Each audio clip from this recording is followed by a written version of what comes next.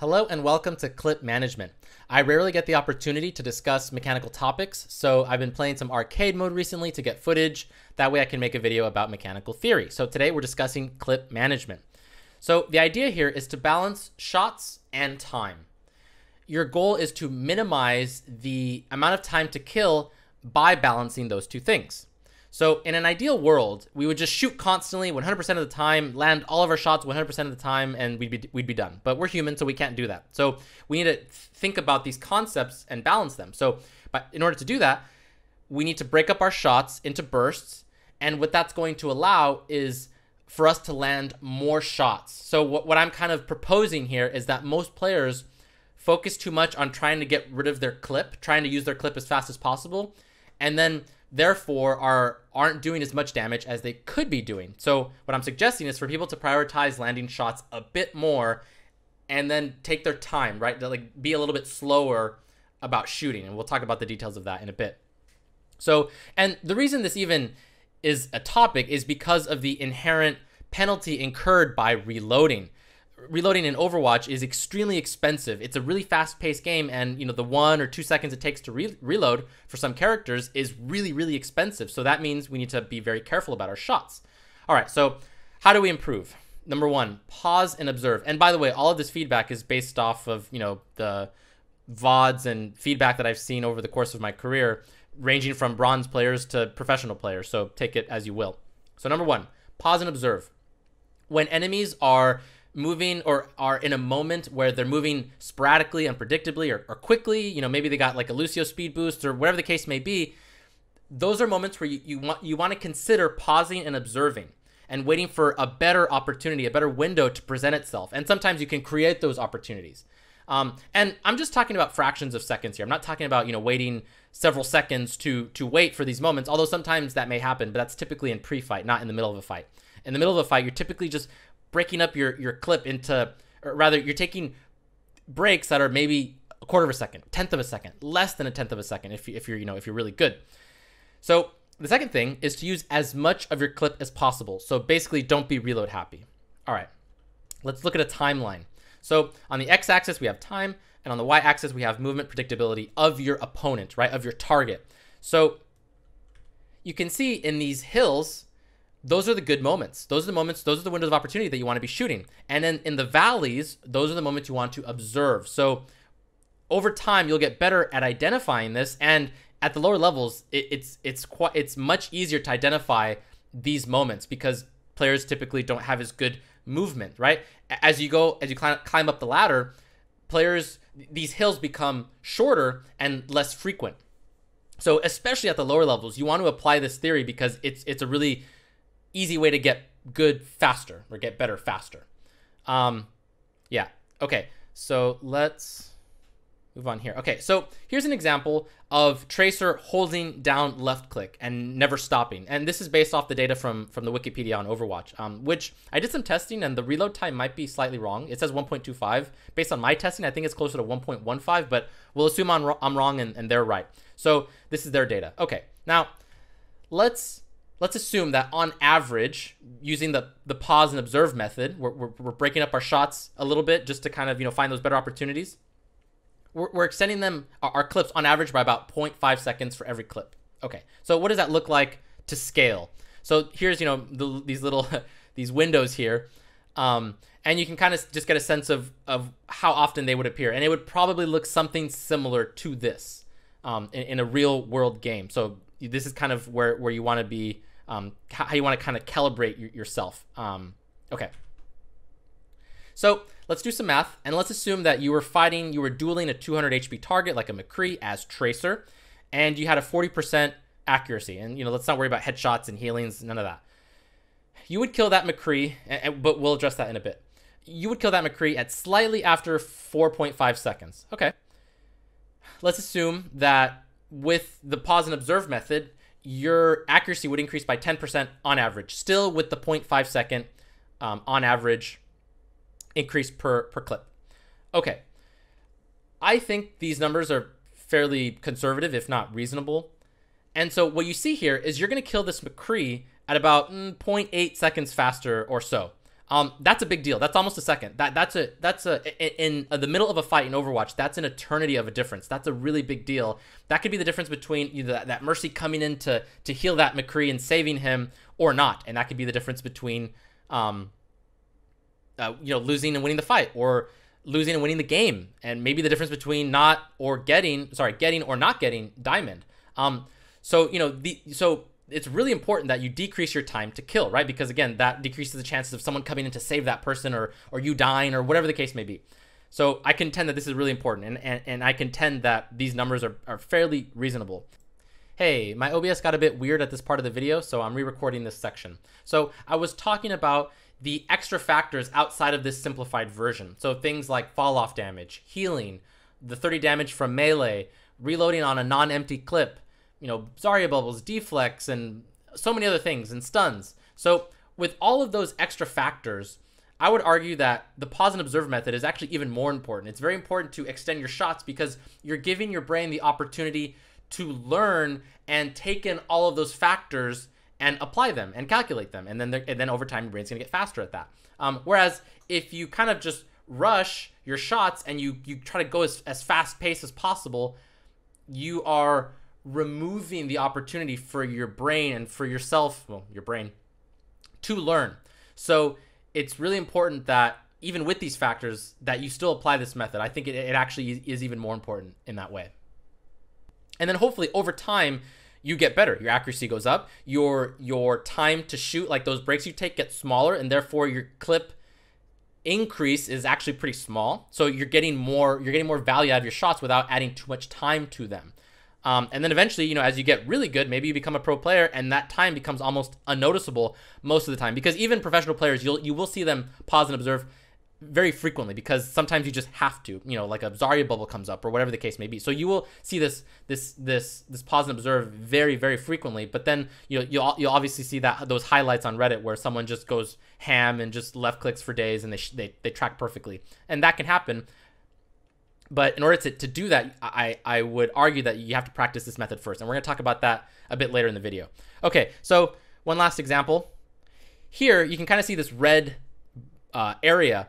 Very, very frequently, you'll notice that if you pay attention, there's going to be lots of moments in your career in Overwatch where you're shooting, and at the end of your clip, an opportunity is going to fall into your lap. Or maybe it's an opportunity that you created, but you ran out of ammo, and you can no longer finish this target. And again, this is the difference between a Mercy coming in and healing that person. So sometimes if you do extend your clip, these opportunities will come and you will actually be able to finish off that character because you waited and you were a bit more patient. So we could kind of wrap up this entire concept by a concept that's common in basketball, which is to take easy shots. That's all you're trying to do here. You're just trying to take easy shots. You're trying to make it so that you ignore the hard shots, you wait a little bit longer, and you look for an easier shot. You try to create an opportunity for an easier shot. So that's kind of the idea here. And this idea is really cool. This concept applies at multiple levels of Overwatch and in life. There's opportunities that constantly open and close, and you want to strike at those moments. So you can apply this at the team fight level, at the macro level of Overwatch, etc. But that's out of the scope of this video. So let's get into some footage. Okay. All right. So let's jump into it. Okay, so, actually, I'm sorry. I need to turn my volume down a bit. Hold on 1 second. I made a boo-boo. Okay, sorry about that. Okay, let's go back. All right, we're shooting. Now, notice how here, I'm pausing, I'm observing. I have 18 bullets. I do not reload. He has a bar and a half, maybe 2 bars. I just need to hit him a few times, and maybe that's it. If not, I can finish him off with the melee. So there, I hit him a little bit, and actually I missed most of my shots. That was actually really bad. But again, I waited. I didn't have to reload. I just waited, found the opportunity, and I took it. Okay, same concept. Shooting, you can see all these little pauses. I'm breaking. Like, let's kind of go back and look at that again. Right here. Maybe like 3 times I stopped to shoot, and I was shooting horribly. My aim's not very good. But a better player would be landing more of those shots. And again, a better player is going to improve faster and then be able to track and hold that left click for longer periods of time. All right. We're shooting. Okay, right here. I'm prioritizing this health pack because I want to win this duel. And I think I can get it. I think he had used Swift Strike already. I don't recall the context, but whatever. right there. What was that? 3 breaks, I think. So pause, shoot, pause, shoot, pause, shoot. So again, all those pauses, I'm pausing and observing, pausing and observing. Same concept here. Shoot, shoot, shoot. Now, right here, I'm going to reload because once Doomfist takes this jumpy thingy, he can slam, and like, I don't trust my tracking very much, so his movements could be very sporadic when he goes up and then down, and I'd rather just reload, wait for all of that to finish, and then get back into the fight. Thankfully for me, he doesn't slam. He actually goes up all the way, so I start shooting again. Okay, but now he's slamming, so now I'm going to go away and then reload. That was my plan to begin with. And you could argue maybe I shouldn't have reloaded here, but it's not horrible. I'm at 6 bullets, so that's fine. All right. I shoot a bit. He's punching. I dodge it. 24 bullets. Plenty of time. Now watch me pause and observe. Again, just a little bit of time. Right there. It doesn't seem like a lot, but it makes a big deal because, again, based on the footage that I've seen in my career, players just, they start spraying wildly. No, just take a little, just that extra quarter of a second to really make your bullets count. Okay. All right, so watch here. He's gonna arc, and watch. Did you see how I kind of just let him arc a bit? I kind of see how that arc goes, and then I start to shoot. Cool. Melee. And then at this distance, my tracking is horrible. I do not trust my tracking at like melee range. It's really bad for me. Like I just suck at it. So I typically pause very frequently. So I think I started pausing before this deflect, actually. I almost certainly did not react to this deflect. I'm not that fast. So that was probably just me stopping because of the pause and observe method. And then cool, he has a sliver of a bar. I have 10 bullets. Easy. I'm not going to reload. I'm just going to take my time. Get out of the way with the blink. Again, you saw me pause and observe. He did his little arc. I waited a little bit, see where he was going, then I shoot. All right, shoot a little bit. I prioritize his health pack because I want to win this duel, and then I go back into the fight. There's almost no way he can win this. Right there, you can see. Super easy. I shoot a bit. He swift strikes, and then I stop. I pause and observe. I shoot again, and then and you're gonna just notice right now when I start playing again, there's gonna be a micro pause. Right there. Just a tiny little micro pause just to kind of see if he's still going to keep wall climbing, because he might drop, he might go left, he might go right, he might double jump, whatever. Excuse me. We're going to track this more a little bit. Recall. Try to track her again. Right there. Right there. Just another pause and observe. Pause and observe. She arcs. She jumps, which was probably a bit silly, but whatever. Then I kind of wait for a bit, and then I start shooting again. I'm giving my brain time to process and calculate. That's how you're going to get better, and we're going to talk about that more a bit later. Okay. Wow, that was horrible. Let's watch that again. Watch me miss all of my shots. This is probably a good example of what not to do. I wasn't patient enough here. I wasn't pausing and observing enough. Or you could just argue that, my tracking's bad. But again, I'm arguing that you want to practice this method so that you improve correctly and well and quickly. Horrible. Thankfully he was almost dead, and I can finish him with the melee. Like, he came in my lap with like 50 health, or I don't know, whatever. Okay, maybe a little more than that. All right, again, pause. Let me go back, hold on. Okay, so shoot, pause. Shoot, pause, and reload. Shoot, pause, shoot again. And obviously there was some blinks intertwined there, but you could see how I was taking those little breaks to kind of see, to read his movements, give my brain time to process and to learn. Same idea, wait, shoot again, whatever. Here we got a Doomfist, shoot. He rocket punches up, and then you can see I take a little pause here, pause and observe. Shoot, pause, shoot. Okay, same concept here. Shoot, pause, shoot again. And right there, that's actually a pretty good marker for Tracer. I think if you can get half her clip in your burst, like half and then half, that's a good place to be, so watch. Boom, right there, I stop, 20 bullets, and then I go in again. In my opinion, that's a good place to be. Okay, shoot. I switch targets. Shoot. Right there, another quick micro stop. Okay, next one. Shoot. He jumped. He probably shouldn't have done that. Whatever. And then again, you saw a quick little micro stop. Okay, shoot. Right here, my brain's thinking, okay, I think I can kill him with one melee. Let's do it. Boom. Hold on, let me go back there. Let me see that one more time. Shoot. Yeah, oh, because I didn't have many bullets. Yeah, okay. All right. Shoot. Stop right there. You can see, again, another quick little pause. In Overwatch, when a character falls, they immediately can start AD strafing with no penalty, with no movement penalty. Whereas in other games, sometimes when you fall, you're kind of slower for a bit. Not in Overwatch. So it's very good, at least in my opinion, to, when people land, let them get into their groove, right? Like, get into their sync, or rather sync up with them, and then start shooting. So that's kind of what I do here. I wait to see how he moves, and you can see he doesn't move very much, so I just shoot him. Stop, and then shoot again. Okay. Shoot. Reload. Shoot, pause, and shoot. So I'm pausing and observing. Shoot. I was, yeah, horrible. Okay, then I go back in. Shoot, shoot, shoot. Stop, shoot again. Again, trying to use all of my clip, right? I don't have to reload. I don't have to be trigger happy with my reload or reload happy. Okay, shoot this Pharah. She's pretty low, so I'm feeling it. Tag her again, go in, finish the job. Again, these little stops.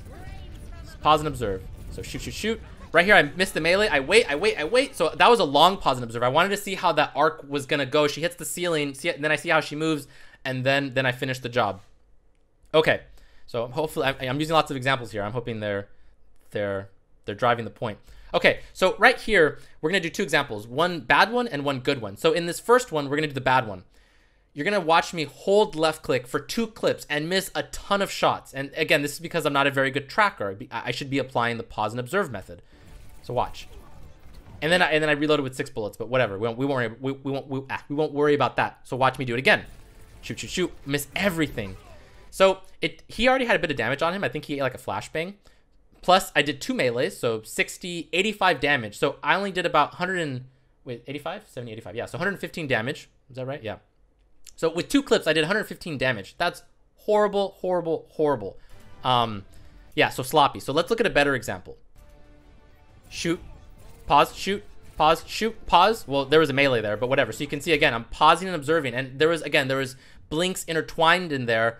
But that's just the nature of Tracer's kit, and you want to utilize that. Okay, so for this last Tracer clip, I want to kind of switch topics a little bit. I want to show how you can apply this pause and observe method, because ultimately this method is to learn. It's the pause and observing is so that you're giving your brain the opportunity, the time to do its calculations. That way in the future it can do it faster. Because if you just spray and pray and copy your favorite pro player and just try to do what they do and just hold down left click, you're not giving your brain the opportunity to learn and to do the same calculations that they're doing, but they're doing it really fast and you're not doing it at all by just trying to blindly copy them. So at first it'll feel weird and it'll feel slow, but over time you'll notice yourself getting faster. So right here, you're gonna see that I don't have a good understanding, a good feel in my brain and in my hand-eye coordination for the Tracer's for her blink distance. So watch this. Right there, that little hesitation, you can kind of see, I was like, oh crap, can I do this? So right there, my brain's thinking, okay, I can melee her, or maybe I can finish her with 6 bullets. But again, I'm not a very good Tracer player. I don't have tons and tons of hours on her compared to other players. So I wasn't quite sure what to do, but so I let my brain think about what it wanted to do. I didn't just, go in there with the blink and maybe miss my melee because maybe like this distance looks like it might be just shy of a melee. I'd have to walk a little bit more, or maybe blink and then walk a little bit more and then melee. So, but again, I want to give my brain the opportunity to make that calculation. So watch me S key and then do 2 blinks. Right there. So I kind of did the math in my head. I was like, okay, I can do this. And I kind of was reading her movements, right? I was kind of seeing what she was doing. Whereas a professional player would have immediately known what to do. They would have been like, okay, I can blink. Because I think I was coming up on a second blink, but I didn't quite have it. Yeah, you can see it. I don't quite have my second blink. So a better player, a professional player would have been like, you know what, I can wait, or I cannot wait. I can do this without the second blink, and I can melee 180 or whatever the case may be. But again, I'm trying to give my brain the opportunity to learn. And you can only do that by going slow. You have to, crawl and then walk and then run. So let's apply this to other heroes. So shoot, pause and observe, shoot. So you can see there was a little bit of a break on that last shot. Not a lot, just a little bit. And it was especially harder because he was in the trees. So it made it even harder, but same concept applies. I'm reading his movements. I'm seeing how he's arcing, and then I shoot, giving my brain time to make those calculations. That way in the future I can do it faster. Same concept here. Well, this is more about not reloading. So you can see here how I use all of my clip. Right there, I missed that shot, and I'm thinking, you know what, I'm going to finish this guy. You could make a case for, I probably should have right-clicked here so I can get maybe more bullets out of it, like maybe charge up 2 bullets or maybe 3, or orbs rather. But whatever, the point I'm trying to make here is just to try to exhaust your clip whenever possible. Yeah, like there was also a case to be made where I could have backed up and reloaded, but I wanted that kill. But again, aside from, my play, I suck. Don't worry about that. But just I'm trying to show that utilizing your full clip is a good thing. Okay, so similar concept here. I got on the point because I didn't want to lose it, and I waited for this Winston to make a bad move. So right here, he puts up his shield. I have 3 bullets. So with these 3 bullets, I could start shooting the shield while S-keying. Probably not a very good option. A better option would be to reload. But I think the best option was to use the right click because I can charge it up for a long time, and then I'm buying myself a lot of time to where he can't jump me. And as you saw, since he jumped me, I killed him because Zen's really dangerous when he's charging up a full right click on a big target like Winston, when Winston was at, I don't know, like 200 health. No, less than that, I think. So this was the best option in my opinion, because worst case, he stays in his, actually, it's not even worst case. No, I guess it is worst case. Worst case, he stays in his bubble while I just S key all the way back or W key away to a health pack, safe distance or whatever. But instead, he jumps me and I just kill him. And then I use his boop to get away further. Okay, last example. This one's just kind of to be cute. You can see here, horrible tracking. I don't know why she was jumping. She made it easier for me. But here you can see clip management. 1 bullet. And I'm going to headshot her with this. Now, to be completely honest, this was probably me. I think this was me when I was first learning Hammond, and I'm still not very good at Hammond. So I was probably really focused on his mechanics, like his ability usage rather than the ammo. So I probably wasn't even looking at his ammo because I was so focused on learning Hammond. Whereas on like someone like Zen, who I have lots of hours on, I would almost certainly be keeping tabs on my ammo and knowing whether or not to use this bullet. So in this case, this is an extreme example. In the real world, you probably actually want to reload here when Moira did the shift, but maybe not. You probably do though. But again, I'm just trying to show that using your full clip is really good. And one last thing I want to mention is if you're new to this method for the pause and observe method, specifically for tracking at close ranges, like for Tracer, not someone like Soldier, unless someone came into your melee range. I think it's okay to weave in melees to kind of get used to this pause and observe, because you'll get the 30 extra damage, and then you take that little bit of cooldown time to kind of pause and observe, and then over time you'll get rid of that habit. But to start off, I think it's okay. It's kind of like training wheels, so you can kind of do this where we're tracking melee, but again, you want to get away from that habit eventually. Okay, I hope this video was helpful. If you liked it, please like the video and please subscribe. Thank you.